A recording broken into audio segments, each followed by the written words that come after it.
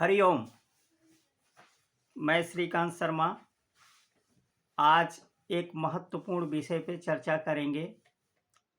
खेल जगत में सफलता के प्रबल योग। आज इसी बिंदु पर चर्चा करेंगे कि व्यक्ति खेल में सफलता कैसे प्राप्त कर सकता है। इस पे चर्चा करने के लिए हमें कुछ महत्वपूर्ण बिंदुओं पर भी चर्चा करना पड़ेगा, जैसा कि कुंडली का तीसरे भाव से हम व्यक्ति के सामर्थ्य की चर्चा करते हैं, संभावना और वादा की चर्चा करते हैं। तीसरा भाव व्यक्ति का कौशल होता है, प्रतिभा होता है, और तीसरे भाव हमारे हाथ को भी प्रेजेंट करता है और बाहुबल को भी प्रेजेंट करता है, शक्ति को प्रेजेंट करता है। तो एक कुशल खिलाड़ी के लिए क्या क्या आवश्यकता है, इस पे हम चर्चा करेंगे। देखिए, सबसे पहले लग्न देखा जाता है। व्यक्ति का लग्न मजबूत होना चाहिए, क्योंकि लग्न से ही संपूर्ण शरीर का विश्लेषण किया जाता है। लग्न हमारे स्वास्थ्य को दर्शाता है। अगर लग्न स्ट्रांग होगा, लग्न बलवान होगा, तो व्यक्ति स्वस्थ शरीर प्राप्त करता है। लग्न और लग्नेश की स्थिति को सबसे पहले देखा जाता है। तो सबसे पहले लग्न भाव जो होता है वो हमारे सामर्थ्य को दर्शाता है, संभावना को दर्शाता है और वादा को पूरा करता है। जब मेरा शरीर स्वस्थ ही नहीं रहेगा तो हम खेल जगत में कैसे सफलता प्राप्त करेंगे। इसके लिए सबसे पहले हमें हमारा लग्नेश या लग्न स्ट्रांग होना चाहिए। उसके बाद तीसरा भाव भुजाओं को दर्शाता है, हाथ की उंगलियों को दर्शाता है, हाथ को दर्शाता है। और तीसरे भाव से साहस को दर्शाता है, शौर्य को दर्शाता है, कौशल को दर्शाता है, प्रतिभा का घर कहा जाता है। हाथ और पैर के फिटनेस को दर्शाता है, ताकत को दर्शाता है, आंतरिक सोच को साकार करने की इच्छा को जगाता है। क्योंकि तीसरे भाव से इच्छा प्रकट होती है, उसे इच्छा का स्थान कहा जाता है। वहीं से व्यक्ति सोचना प्रारंभ करता है, वहीं से उसको सामर्थ्य आता है। उसके बाद तीसरे से तीसरा भावों के नियम से तीसरे भाव से तीसरा भाव होता है पांचवा भाव। पांचवें भाव से हम जो है उसी तीसरे की यहाँ पे क्या होता है, दिशा, उसे एक दिशा मिलती है। तीसरे भाव को एक दिशा मिल जाती है। जैसे हम सोचते हैं, थिंकिंग करते हैं, उसकी दिशा मिलती है। दिशा को प्रदर्शित करता है, प्रतिभा को प्रज्वलित करने की दिशा को बताता है। पांचवें भाव से किसी तरह का प्रतिभा को प्रज्वलित करता है। दसम भाव से अवसरों का भाव होता है। 10th हाउस को हम अवसर का भाव कहते हैं। वहाँ से व्यक्ति को सम्मान मिलता है, क्योंकि दसम भाव से सम्मान देखा जाता है, रैंकिंग देखा जाता है, प्रसिद्धि देखा जाता है। वह कि व्यक्ति कितना प्रसिद्ध होगा, कितना फेमस होगा। तो उसके बाद 11वें भाव को देखा जाता है, 11th हाउस को देखा जाता है। 11th हाउस हमारा जो होता है, 11वां भाव हो जो होता है, जैसे तीसरा भाव हमारे हाथों को दर्शाता है, उसी प्रकार से 11वां भाव हमारे पैरों को दर्शाता है। एक कुशल खिलाड़ी के लिए उसके हाथ और पैर लचीले और मजबूत होने चाहिए। तो 11वां भाव पैरों के पंजों को दिखाता है, पैरों को दिखाता है। 11वां भाव से एहसास का घर होता है, लक्ष्य का घर होता है, आकांक्षाओं का घर होता है, महत्वाकांक्षा का घर होता है, इच्छा की प्राप्ति और लाभ के स्थान होते हैं। 9वां भाव जो होता है ब्लेसिंग का भाव होता है। 9वां भाव हमारा भाग्य भाव होता है, शुभ और वरदान का घर होता है। क्योंकि एक खिलाड़ी के लिए उसका लक का होना सबसे अधिक आवश्यक है। लकी अगर उसका भाग्य अच्छा रहेगा तो उसे सफलता मिलने की चांसेस बढ़ जाते हैं। जैसे कि कल्याण वर्मा द्वारा रचित सारावली में वर्णन किया गया है। विद्वान, गुरु और बुद्ध की युति से विद्वान, गुरु और बुद्ध की युति से विद्वान बोलते हैं। निपुण बोलते हैं शनि बुद्ध की युति से, और सूर्य बुद्ध की युति से बताया है। वहाँ पर अध्याय 15 में सारावली में कहा है निपुणता के, निपुण व्यक्ति के लिए शनि बुद्ध का योग या सूर्य बुद्ध के योग से निपुण होता है। वहीं पर कुशल के बारे में शुक्र और चंद्रमा के जब योग या उनके दृष्टि संबंध बनता है कुंडली में, तो वह व्यक्ति अपने कार्य कुशल, किसी भी कार्य में कुशल होता है। कुशल का जो शाब्दिक अर्थ होता है कौशल से लिया गया है। कौशल का मतलब होता है शारीरिक क्षमता को दर्शाता है। कौशल का मतलब जैसे कि वह क्रिकेट, वह जो है धनुष युद्ध में कौशल है, वह जो है गदा युद्ध में कौशल है आदि को दर्शाता है। कुशल का शाब्दिक अर्थ कौशल से लिया गया है। फिर यहाँ पर हम देखते हैं फर्स्ट हाउस हमारे बॉडी फिटनेस को दिखाता है, थर्ड हाउस हमारे स्किल को दिखाता है, फिफ्थ हाउस हमारे डायरेक्शन को दिखाता है, 10th हाउस हमें फेमस बनाता है, प्रसिद्धि को दिखाता है, 11th हाउस हमारा लाभ का स्थान है, और 9th हाउस हमारा ब्लेसिंग का स्थान है, जहाँ से आशीष मिलता है, हमारे लक साथ देते हैं। तो इस प्रकार से यहाँ पर इसकी व्याख्या किया गया है। अब खेल जगत में मैंने कुछ बिंदुओं को लिया है जो मुख्यतः कई कुंडलियों पे लागू किया गया, और वो पूर्णतः जो है 100% उसके रिजल्ट पॉजिटिव आए। खेल जगत में सफलता के प्रबल योग में सबसे पहले हम लग्न को देखेंगे। मजबूत लग्न और या लग्नेश किसी तरह का संबंध तीसरे भाव या भावेश से बनाए। पहला पॉइंट ये है कि लग्नेश या लग्न से तीसरे का संबंध हो। फर्स्ट पॉइंट है तीसरे घर का संबंध या तीसरे भाव का संबंध लग्न या लग्नेश से हो, नंबर 1। दूसरा, थर्ड भाव या भावेश के साथ, यानी तीसरे भाव में कोई पापी ग्रह संबंध बनाए। तीसरा भाव मतलब जितना ही पीड़ित होगा, क्योंकि तीसरे भाव को पीड़ित जब होता है तो वह व्यक्ति अधिक सामर्थ्यवान होता है, अधिक साहसी होता है। जैसे तीसरे भाव में मंगल, तीसरे भाव में शनि, तीसरे भाव में राहु होने पर व्यक्ति अधिक साहसी हो जाता है। तो तीसरा भाव पीड़ित होना चाहिए, नंबर 2। नंबर 3 क्या है? दशम भाव या भावेश का संबंध लग्न लग्नेश या चंद्र लग्नेश से होना चाहिए, अर्थात दशम भाव से संबंध होना चाहिए। यानी 10th लॉर्ड जो है या 10th भाव, दशम भाव में दशमेश का संबंध होना चाहिए। यानी दशमेश दशम को देखे, या दशम भाव का स्वामी दशम में हो, या दशम से चंद्र कुंडली से देखें, या तो लग्न कुंडली में मिल जाए या तो चंद्र कुंडली में, ये संबंध होना चाहिए। क्योंकि जब तक दशम भाव हमारा स्ट्रांग नहीं होगा, एक व्यक्ति को सम्मान नहीं मिलेगा। चौथा नियम है एक या एक से अधिक तीसरे घर, जहाँ से सामर्थ्य देखा जाता है। पांचवा घर जो भावत भावम के नियम तीसरे से तीसरा है, और 11वां भाव जो लाभ को दिखाता है।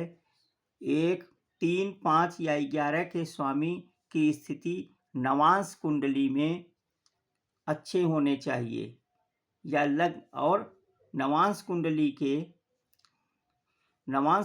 के जो 3, 5 और 11 के स्वामी हैं, वो जो है लग्न कुंडली में उसकी स्थिति अच्छी होनी चाहिए। दोनों में से कोई एक होना चाहिए। उसके बाद 5वां नियम, लग्न कुंडली में चंद्र और शुक्र का संबंध कुशल बनाता है। तो चंद्र और शुक्र का संबंध किसी न किसी तरह से होना चाहिए।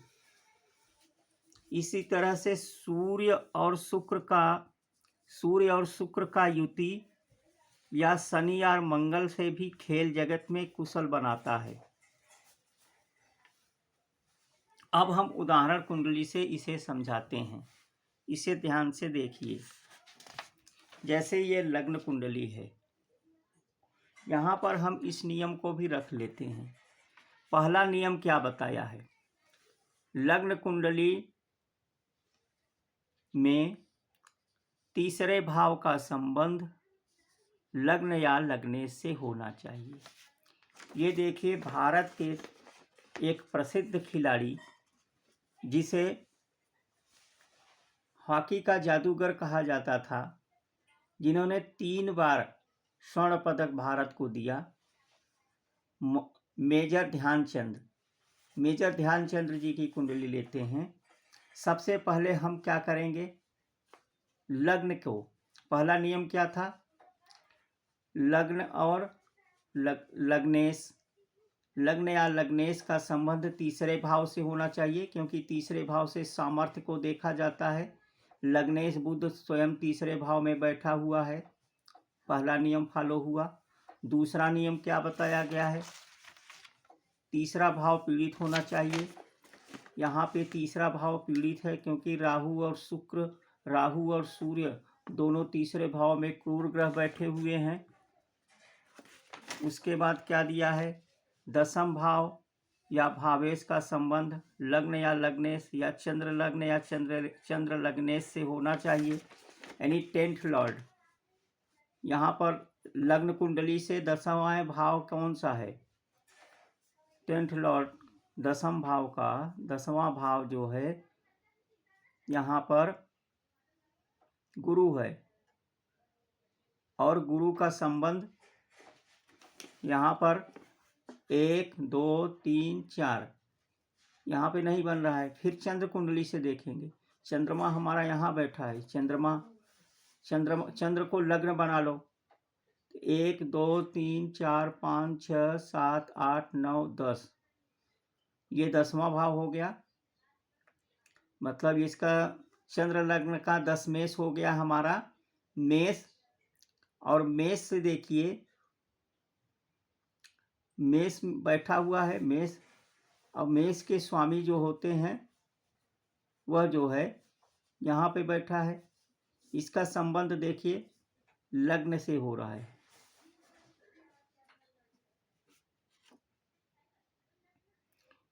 उसके बाद बोला है लग्न कुंडली में चंद्र शुक्र का योग होना चाहिए। लग्न कुंडली में चंद्र शुक्र का योग है। उसके बाद नवांश कुंडली देखते हैं। नवांश कुंडली में क्या देखेंगे? 3rd Lord, 5th Lord, 11th Lord, 3 जगह के, ये तीनों भावों के स्वामी को देख लो। इसका संबंध तीसरे भाव के स्वामी सूर्य केंद्र में बैठा है, शुक्र केंद्र में बैठा है, मंगल केंद्र में बैठा है। यानी कि लग्न कुंडली के इन तीनों भाव के स्वामी केंद्र भाव में बैठे हैं नवांश कुंडली में। अब नवांश कुंडली को देख लेंगे। नवांश कुंडली का तीसरे भाव के स्वामी, 5वें भाव के स्वामी और 11वें भाव के स्वामी। बुध तीसरे भाव में बैठा है। सूर्य कुशलता के भाव में बैठा है, तीसरे भाव में बैठा है। और शनि यहाँ पर भाग्य स्थान पे बैठा है, और भाग्य स्थान पे बैठ करके ये तीसरे भाव को देख रहा है।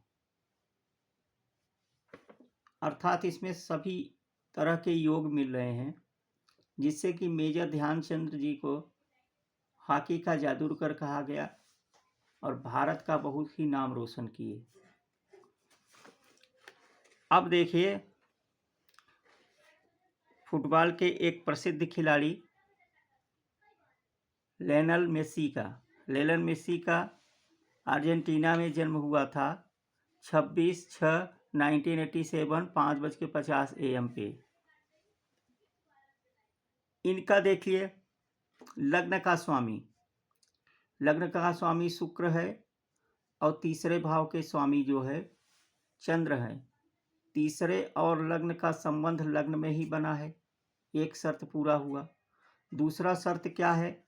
तीसरा भाव पीड़ित होना चाहिए। तीसरा भाव यहाँ पर क्या है? यहाँ पे बैठा है थर्ड हाउस के स्वामी, तीसरे भाव के स्वामी चंद्र जो है, चंद्र यहाँ पर शनि से पीड़ित है। उसके बाद देखेंगे चंद्र कुंडली से या लग्न कुंडली से दसम भाव के स्वामी 10th हाउस के स्वामी लग्न को देखना चाहिए। तो 10वें भाव के स्वामी शनि स्वयं लग्न को देख रहा है।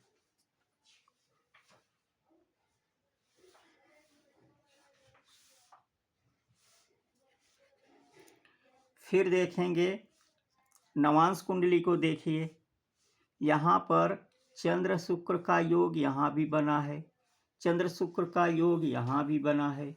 एक कुशल खिलाड़ी के लिए चंद्र शुक्र का योग होना अत्यधिक आवश्यक है। पुनः यहाँ पर देखेंगे नवांश कुंडली में, यहाँ का देखिए तीसरे भाव का स्वामी, 5वें भाव का स्वामी और 11वें भाव का स्वामी। तीसरे भाव के स्वामी चंद्रमा, बुध और गुरु। चंद्र यहाँ पे बैठा है, बुध गुरु यहाँ बैठे हुए हैं। उसी प्रकार से शुक्र, चंद्र और शनि। यहाँ देखिए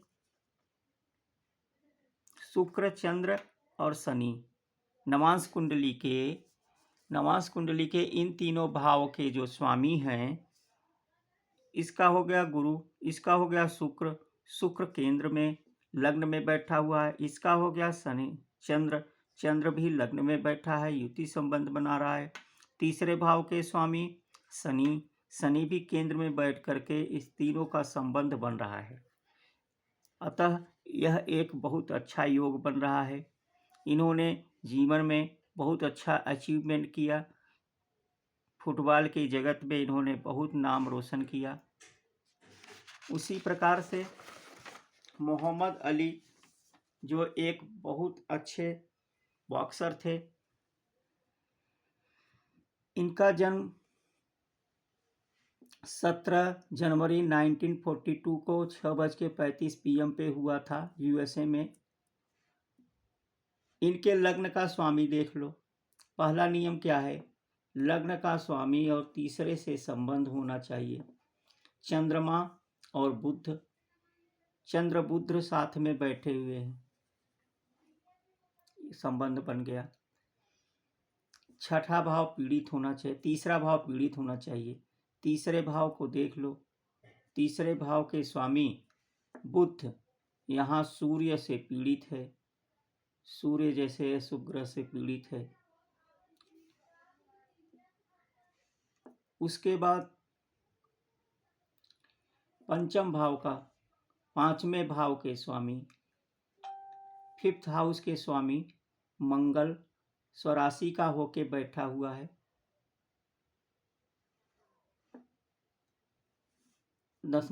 इसके स्वामी देख लो,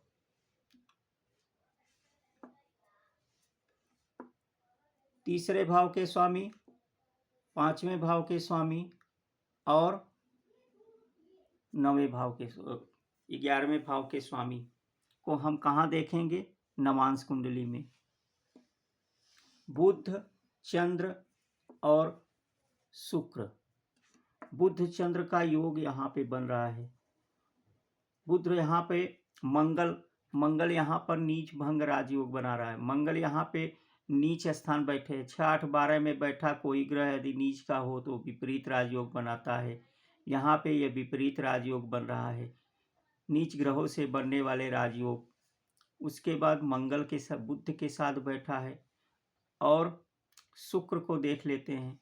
शुक्र हमारा यहाँ नीच का बैठा है, ये भी नीच भंग नीच राजयोग बना रहा है, विपरीत ग्रहों से बनने वाले राजयोग। यदि 6, 8, 12 में कोई नीच का ग्रह बैठे तो वह जो है नीच ग्रहों से बनने वाले राजयोग बनाते हैं। और लग्नेश लग्न को देखे, यहाँ पर देखे लग्नेश लग्न को देख रहा है, और ये दोनों जो है यहाँ पे मंगल नीच का है और यहाँ पर शुक्र नीच का है। ये ज़बरदस्त कुंडली बन रहा है मोहम्मद अली साहब का, और इन्होंने खेल जगत में बहुत नाम रोशन किया। और यहाँ पर भी जो है शुक्र और चंद्रमा का योग बन रहा है। विराट कोहली का देखते हैं, ये विराट कोहली की कुंडली है, जो क्रिकेट जगत में अभी भारत के वर्तमान कैप्टन हैं। इनकी कुंडली देखते हैं। यहाँ पर देखो, तीसरे भाव के स्वामी शनि स्वयं लग्न में बैठा हुआ है, अर्थात उसके बाद दूसरा पॉइंट होता है तीसरा भाव पीड़ित होना चाहिए। यहाँ राहु स्वयं बैठकर पीड़ित कर रहा है। तीसरा होता है चंद्रमा शुक्र का योग होना चाहिए, चंद्र शुक्र का योग बन रहा है। उसके बाद तीसरे भाव, पांचवें भाव और 11वें भाव, नवम भाव में इसको देखेंगे, नवांश कुंडली में देखेंगे। नवांश कुंडली में देख रहे हैं तो ये हमारा इसका हो गया शनि, इसका हो गया मंगल और इसका हो गया शुक्र। यहाँ भी इन दोनों का संबंध बन रहा है।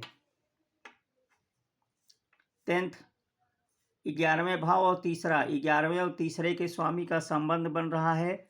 उसके बाद मंगल यहाँ पर बैठा हुआ है, मंगल तीसरे भाव में ही बैठा हुआ है।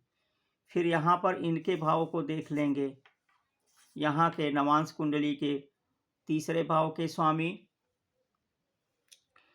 पंचम भाव के स्वामी और लाभ स्थान के स्वामी, ये हमारा सूर्य हो गया, ये शुक्र हो गया, ये मंगल हो गया। नवांश कुंडली में देखिए, सूर्य लाभ स्थान में बैठा है, शुक्र जो है केंद्र में बैठा है। उसके बाद मंगल भी केंद्र में बैठा हुआ है।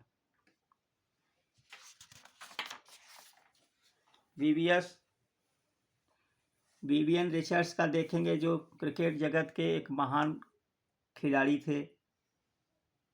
इनका भी देखिए, चंद्रमा से शुक्र का संबंध बन रहा है, चंद्र शुक्र संबंध बन रहा है। उसके बाद तीसरा भाव पीड़ित है।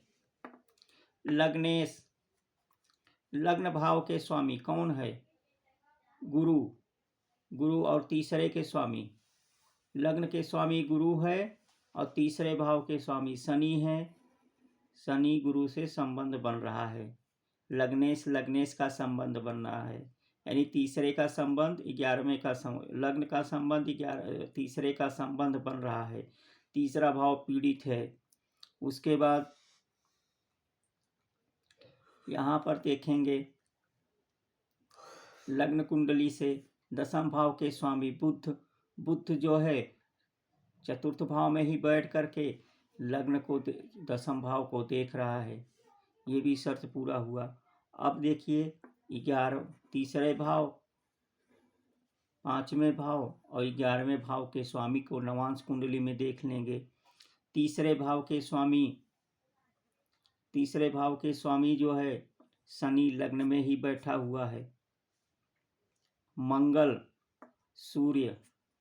मंगल यहाँ पे लाभ स्थान में बैठा है, इन्हीं भाव में ही ये जो है यहाँ बैठा हुआ है।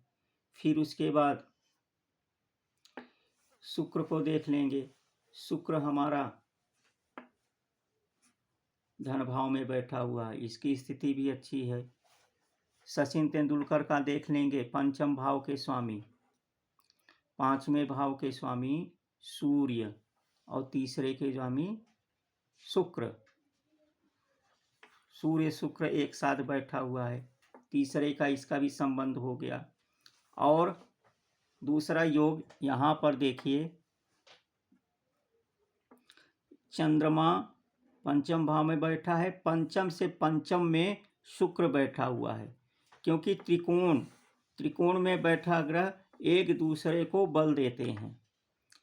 और इनका मूल का जो नक्षत्र स्वामी है वो शुक्र के नक्षत्र में बैठा हुआ है। मूल का जो नक्षत्र स्वामी है उनके स्वामी शुक्र हैं, तो इसका शुक्र और चंद्र का संबंध बन रहा है। उसी प्रकार से नवांश कुंडली में भी इनके अच्छे योग बन रहे हैं।